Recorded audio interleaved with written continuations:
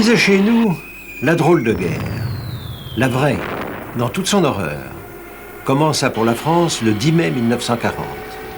Ce jour-là, Hitler déclenche l'offensive générale sur le front de l'Ouest. La Hollande et la Belgique sont envahies. Le 13 vient notre tour. Poussant devant eux un immense flot de réfugiés, les blindés allemands foncent vers le sud. Le 7 juin, les Panzerdivisionen approchent de Rouen. Le 12, Elbeuf, Mende, Senlis et Reims tombent au pouvoir de l'ennemi. Le 14, la Wehrmacht entre à Paris. Le 16, elle atteint Angers, Tours, Orléans, Nevers. Le 17, appelé depuis la veille à la tête du gouvernement, le maréchal Pétain annonce aux Français qu'il faut cesser le combat. Le 22 juin 1940, à 19h15, dans cette même clairière de Rotonde et dans ce même wagon où 22 ans plus tôt, le 11 novembre 1918, s'était consacrée la défaite de l'Allemagne impériale, la convention d'armistice est signée. L'un des articles de cette convention stipule que les 3/5 du territoire français seront occupés par l'armée allemande. Une frontière va couper la France en deux, la ligne de démarcation. Partant de la frontière espagnole, elle passe à l'est de Saint-Jean-Pied-de-Port par Orthez, Mont-de-Marsan et Langon. Elle s'infléchit légèrement à l'est de Libourne, Angoulême et Poitiers. Traverse le Cher à Bléré près de Tours, puis de Vierzon, rejoint Moulins, franchit la Loire, remonte vers le Jura et s'incurve en dessous de Dole pour redescendre près de Gex jusqu'à la frontière suisse. La ligne comporte des points de passage officiels, strictement contrôlés, où les privilégiés qui ont reçu des autorités d'occupation la permission d'aller de zones occupées en zone libre ou inversement, présentent leur Ausweis.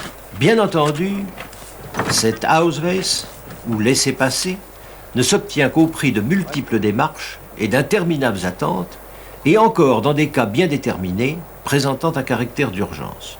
C'est pourquoi ceux qui ne disposaient pas d'un Ausweis, je veux dire les prisonniers évadés par exemple, les Juifs pourchassés par la Gestapo, mes camarades des réseaux de résistance, les familles poussées par l'exode jusqu'au sud et qui désiraient rentrer chez elles, eurent recours à des habitants du voisinage de la ligne qui, connaissant bien la contrée, étaient à même de la leur faire franchir clandestinement.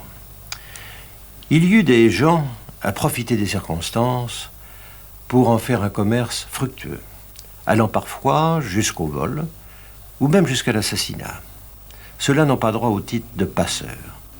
Les passeurs que j'ai connus furent tous d'un dévouement, d'un courage, d'une abnégation, d'une générosité exemplaire. Beaucoup ont payé leur action de leur vie. Les aventures qui vont se dérouler sous vos yeux ont été vécues. Je les ai rapportées telles qu'elles m'ont été contées par leurs témoins et parfois même par leurs héros. C'est par les bords du Cher que nous allons commencer. Plus de 30 000 personnes se présentèrent au petit village de Téniaux afin d'éviter le contrôle du poste allemand qui était installé à Vierzon. La région était constamment parcourue par des patrouilles de douaniers, souvent à cheval. Papier? Ah, voilà. Was sind Sie vom Beruf? Boulanger. D'accord. Pain. Brot. Qu'est-ce qu'il y a là-dedans? Du pain. Brot. Hein? Sagen Sie mir doch. Gut. Merci.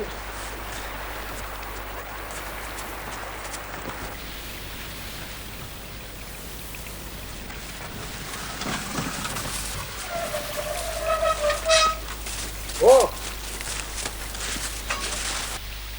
Où allez-vous comme ça, les gars? Bah, on se promène. Vous promenez. Ouais. Soyez pas plutôt des évadés? Qu'est-ce qui vous fait dire ça? Vous croyez que ça se voit pas? Ah bon, ça se voit tant que ça? Comme le nez au milieu de la figure. Vous cherchez à passer de l'autre côté? Bah, on aimerait, oui. Vous savez comment vous y prendre? Bah, c'est-à-dire... on a une adresse? Bon. Eh ben, bonne chance, les gars. Mais attention, hein. Faites-vous pas attraper par la patrouille. Je viens de la croiser, elle est pas loin. Patrouille, où ça? Par ici? Ben, là.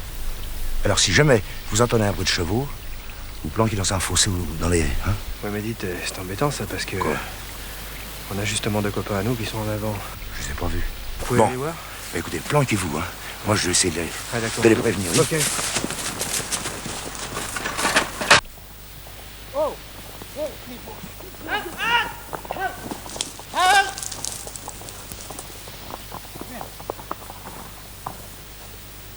Auf dem Gebüsch, raus!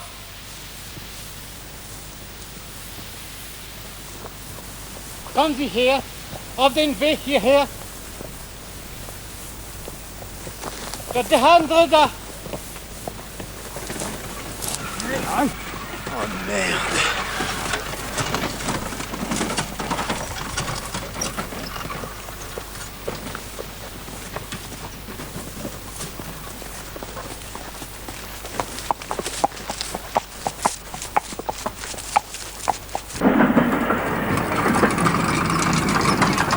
Hey, monsieur! Ouais. Bonjour. Bonjour. Je voudrais parler à monsieur Toupet, qui travaille à la gare de Téniou. C'est moi. Pas besoin de vous faire un dessin, hein? Vous venez d'où? Stalag 12, à côté de Coblence. Qu'est-ce qui vous a donné mon adresse? C'est un copain à moi qui s'est évadé du Stalag il y a 3 mois. Et il a passé la ligne ici. Il s'appelle l'Agneau. Ça vous dit rien? Non, pas tellement. Il m'avait dit que s'il réussissait, il m'écrirait pour me donner des tuyaux. Que j'essaie d'en faire autant. Il avait bien enveloppé ça, hein? Comme si c'était des nouvelles de la famille. Les Boches y ont vu que du feu. Et dans la lettre, il me disait que le cousin Toupet travaille à la gare de Téniou, près de Vierzon. Ça voulait dire qu'on pouvait compter sur vous.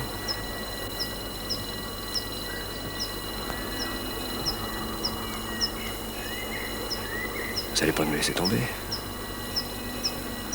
Vous allez nous aider, mon copain et moi. C'est mon frère qui vous passera ce soir.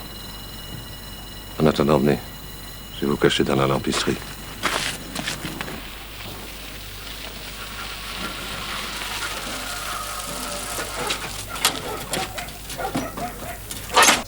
Encore un peu, les gars? Ah oui. Merci, merci. Toi aussi? Oui. Tiens. Merci.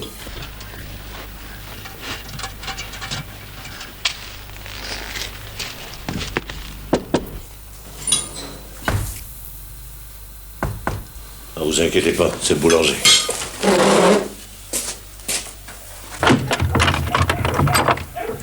Ah, tu viens? Mais qu'est-ce que t'as foutu? Ouais, j'ai pas pu venir plus tôt. Allez, entre. Ah, tu tombes bien. On était 14 hier soir. Il reste plus un seul croûton. Bah, c'est tout ce que t'as. Ben justement, Marcelin, je voulais dire, je suis bien embêté. J'ai une descente du contrôle économique. Ils sont venus vérifier mon stock de farine, ils se sont aperçus que je livrais du pain sans ticket. Merde. Ouais. Je me demande si je vais pouvoir continuer encore longtemps. Bah, qu'est-ce que tu veux? On fait ce qu'on peut. On en est tous là. Allez, entre. Ah bah voilà mes deux gaillards. Je savais bien que je vous retrouverais ici. Mais vos pauvres copains, Ouais, je sais, on les a vus passer. c'est la destinée. Salut Raymond, ça va? Ça va? Et ton gosse? Il est toujours chez sa grand-mère. Ouais, mais ça va, hein? Oui, oui. Avec lui, vous êtes en bonne main. C'est le roi des passeurs.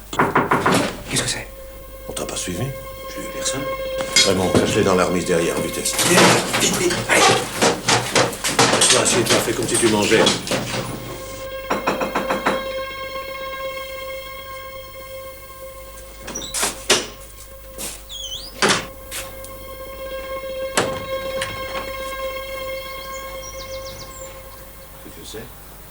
Bonjour, monsieur. Excusez-nous de vous déranger. C'est monsieur Bourdin qui nous envoie. Nos enfants sont à Montluçon. On voudrait bien les revoir. Seulement, on n'a pas pu voir de laisser passer.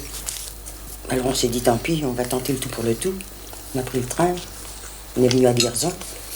Et là, dans un café, il y a un monsieur qui nous a dit, moi, je peux vous faire passer la ligne. C'est 2000 francs par personne. Seulement, on en avait que 3000. Il a quand même accepté. Alors, hier soir, il nous a conduits jusqu'au bord du Cher. Là, il nous a dit, attendez-moi. puis on l'a plus revu. Des gars comme ça, on devrait les y balancer, non, cher. C'est à l'auberge qu'on nous a indiqué votre maison. Ils ont bien fait. Seulement, combien vous allez nous demander? Vous savez, ici, chacun donne comme il peut. Celui qui a rien, il donne rien. Avant la guerre, Raymond Toupet était serrurier à Vierzon. Démobilisé à Bourges, il accepta tout de suite d'aider les gens à passer en zone libre. Arrêté une première fois, condamné, il avait jugé préférable à sa sortie de prison de venir s'installer chez son frère à Téniou. Et depuis, il se consacrait entièrement à sa tâche de passeur.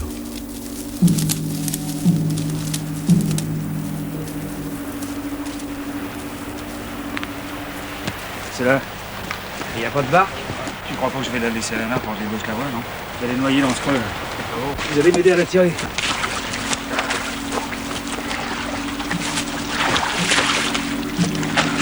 Allez.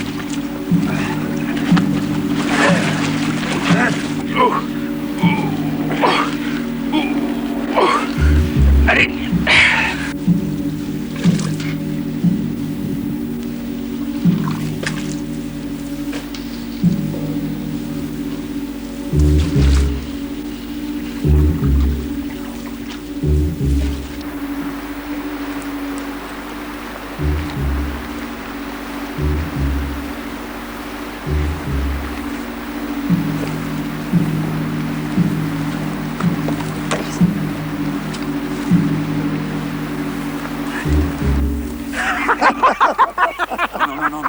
Non, pas de bruit les gars, parce qu'on peut vous entendre de l'autre côté, hein. Puis moi j'y retourne. Bon, vous voyez la ferme, où il y a la grosse meute de foin là? Ouais. Vous y êtes attendu. Vous pourrez vous reposer avant de repartir. Allez. Merci, hein. Non, c'est rien, mais le jour se lève, il faut que je reparte. Au revoir. Au revoir. Madame. Tenez. Mais qu'est-ce que c'est? Pour aller à Montluçon, il vous faut bien un peu d'argent pour payer le train. Allez, bonne chance.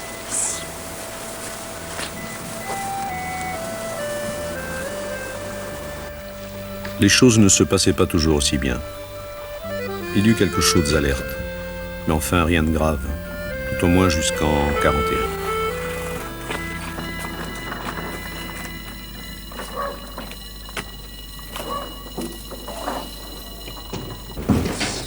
Dis donc, Marcelin. Hein? Encore un client pour toi. Un évadé, est-ce qu'il me dit? Lequel? Le petit rouquin. Il a l'air un peu bien habillé pour un évadé. C'est ce que je me suis dit. Bon, je vais voir. Monsieur. Monsieur, Vous désirez? on peut parler ici? Ah oui, pourquoi pas. Je m'appelle Tournial. On m'a dit que vous pourriez m'aider à passer en zone libre. Hein? Qui vous a dit ça? Des gens que j'ai rencontrés sur la route. Bah, on vous a mal renseigné, moi je fais pas ce boulot-là. Pourtant, on m'a bien dit que... Bah, on s'est trompé. Écoutez, je comprends que vous soyez méfiant, mais j'ai les boches à mes trousses. Et puis, je suis un cheminot comme vous. Tenez, j'ai mon permis de circuit. Vous voyez bien que vous pouvez avoir confiance. Je regrette, mais encore une fois, je fais pas ce boulot-là. Ah, mais... Inutile d'insister. Bon. Et si je me fais piquer, tu l'auras sur la conscience. Ouais, c'est ça.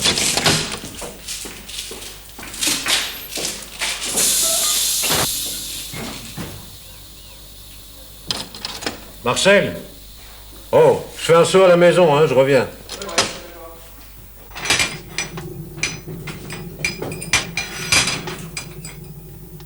Un petit rouquin avec une Canadienne? Ouais, c'est ça. Bah, il était là il y a 5 minutes. Je l'ai mis avec les autres dans le garage à Bourdin. Oh, si le chef ne m'avait pas retenu à la gare. Hein. Mais pourquoi? Qu'est-ce qu'il y a? Bah, je sais pas, mais... Ce type-là, il ferait partie de la Gestapo, ça m'étonnerait pas. Oh. Ah oui? D'abord, il me dit qu'il est évadé. Et puis après qu'il est cheminot. Seulement, son permis date que de la semaine dernière. Et alors? Alors? Bah, au chemin de fer, on n'engage pas des prisonniers évadés. C'est la preuve qu'il m'a menti, non? Marcelin, faut pas voir des espions partout, quand même. Ah oui, d'accord, mais... Quand même, je suis inquiet. Tu Tu sais, ça fait plus d'un mois que je sens qu'on est repéré. Tiens, je te l'avais pas dit. L'autre jour, il y avait une bonne femme à la commandature. On l'a laissé passer. Puis elle pouvait pas l'avoir tout de suite, elle était embêtée. L'interprète lui a dit, donnez-moi 500 francs et je vous donne une adresse où on pourra vous aider. Ben, c'est la nôtre qui l'a donnée. Oh la vache. Mais il se fait de l'argent sur notre dos, dis donc. Si c'était que ça. Non, je crois bien qu'on ferait mieux d'arrêter. Au moins pour quelque temps. Mais d'un autre côté, on peut pas laisser les gens dans l'embarras. Bah oui, je sais bien. T'en as combien ce soir? 12. Je ferai 2 voyages.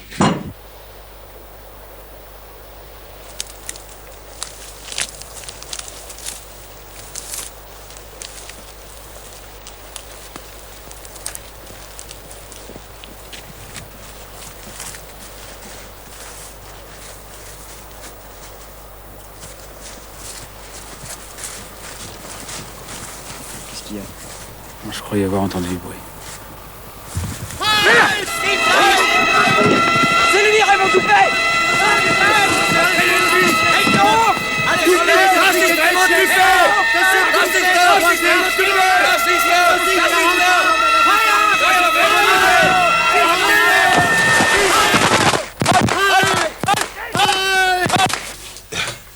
Si j'avais ton âge, mon petit, je sais bien ce que je ferais.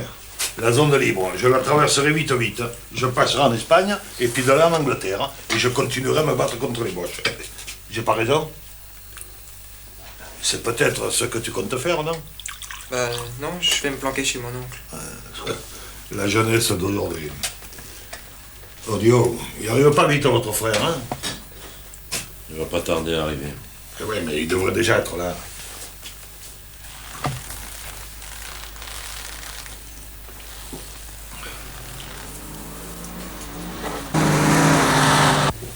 Écoutez.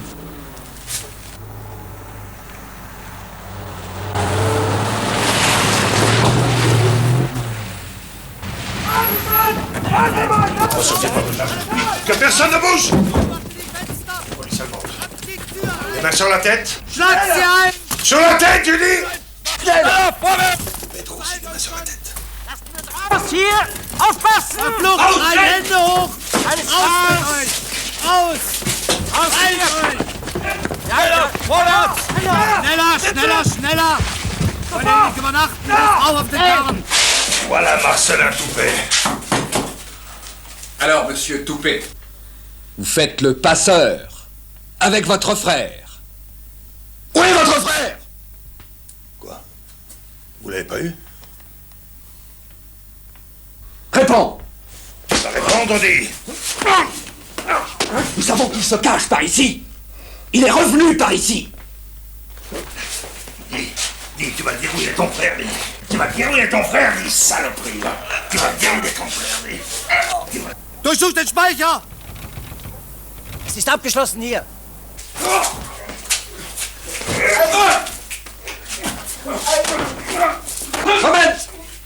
Moment! Où est la clé du grenier? Dans ma chambre. Allez le chercher!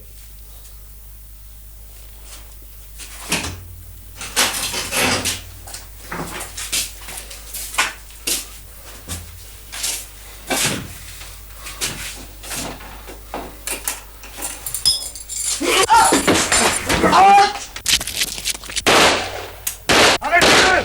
Kommen! Feuer! Schade, c'est schade! Un coup si bien monté, les avoir laissés échapper tous les deux, là. Quel flamage!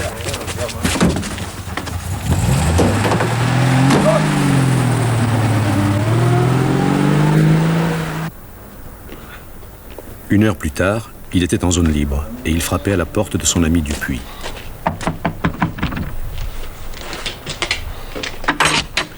Oh Marcelin, c'est toi? T'as réussi à t'en sortir? T'as pas vu Raymond? Si, il est là. Voilà. Raymond. Je me suis fait un mauvais sang, dis donc. Je pensais bien que tu te laisserais pas coincer comme ça. Qu'est-ce qui s'est passé? On s'est fait choper le long du canal. J'ai bien plongé dans l'eau, mais Ils m'ont tiré dessus. Une balle dans la jambe. Mais alors, comment t'as fait pour venir jusque-là? Le plus dur, ça a été pour aller jusqu'au Cher. Parce que je pouvais pas marcher. Ah, le Cher. Eh ben, j'ai nagé, quoi. Juste avec les bras. Oh!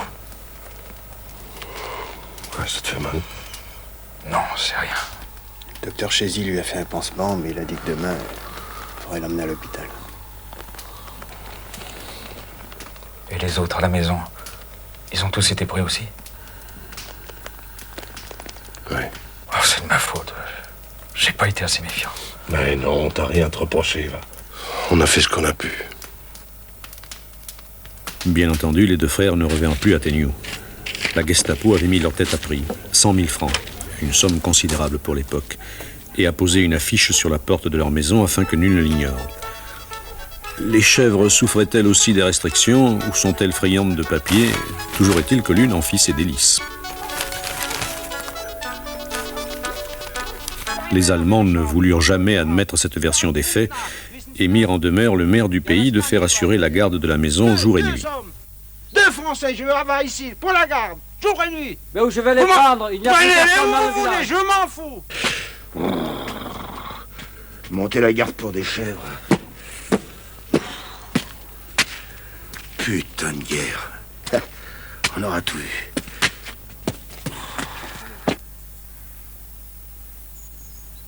Les semaines passèrent. Raymond se remettait lentement de sa blessure, mais l'inaction lui pesait. Et surtout, il souffrait de ne plus pouvoir aller embrasser son fils, resté en zone occupée. Trotte comme un lapin ce matin. Oui, ça vient, hein? Oh. Ah, dis donc, j'ai rencontré Schmitt, là, qui revenait de Vierzon. L'Alsacien? Oui. Alors voilà, je te fais la commission parce que j'ai promis de te la faire, mais moi à ta place, je lui dirai non. Il a besoin de moi? Oui. Toute une famille de juifs qui débarquent de Paris. Alors il les emmènerait sur l'autre rive. Il faudrait que tu traverses avec la barque et que tu les ramènes par ici. C'est qu'avec ma jambe? Eh ben oui, c'est ce que je lui ai dit.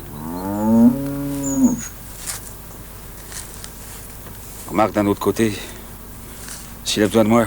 Alors on m'en fait pas l'imbécile. C'est qu'à l'heure qu'il est, t'es condamné à mort. Je sais bien. Mais s'il a besoin de moi...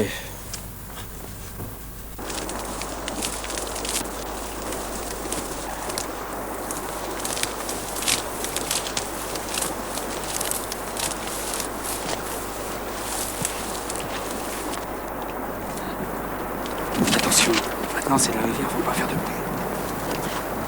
Et à 20h, le 6 février 1942, Raymond Toupet attendait qu'on lui fasse, depuis la rive opposée, le signal convenu. Il profitait du voyage pour amener une famille de fonctionnaires qui regagnaient la zone occupée. Permettez-moi d'assister pour vous rétribuer. Non, c'est pas la peine. Je vous l'ai déjà dit, je veux pas d'argent. C'est de bon cœur. Il n'y a rien que je puisse faire. Je sais pas, moi. Bah si, quand vous serez de l'autre côté. J'ai mon fils qui est à Vierzon, chez sa grand-mère. Bah si, alors, achetez-lui n'importe quoi, quelque chose, une bricole, et puis portez-lui de ma part, quoi. Ah oui, certainement. Donnez-moi seulement l'adresse. Qu'est-ce que c'est? Non, c'est rien, c'est le signal. Ils nous attendent maintenant, on peut y aller. Allez, allons-y.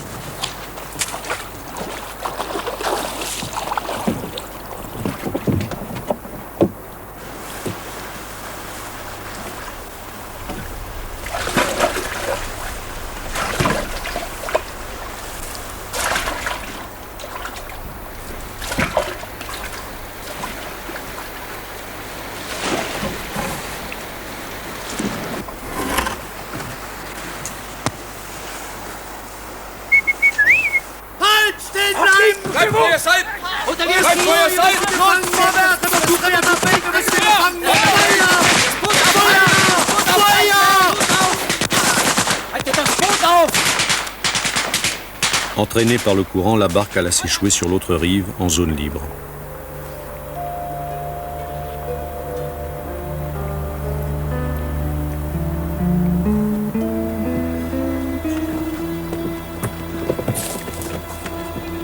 La famille affolée s'enfuit, abandonnant Raymond à son sort. Viens, viens, viens, viens.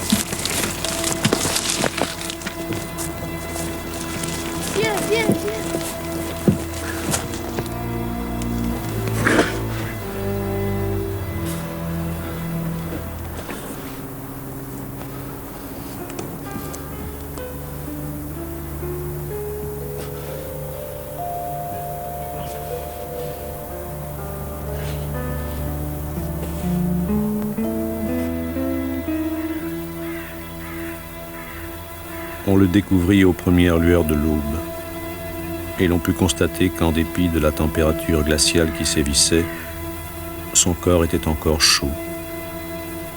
La mort s'était sûrement fait attendre dans cette interminable nuit d'hiver qui l'avait recouvert d'un linceul de givre.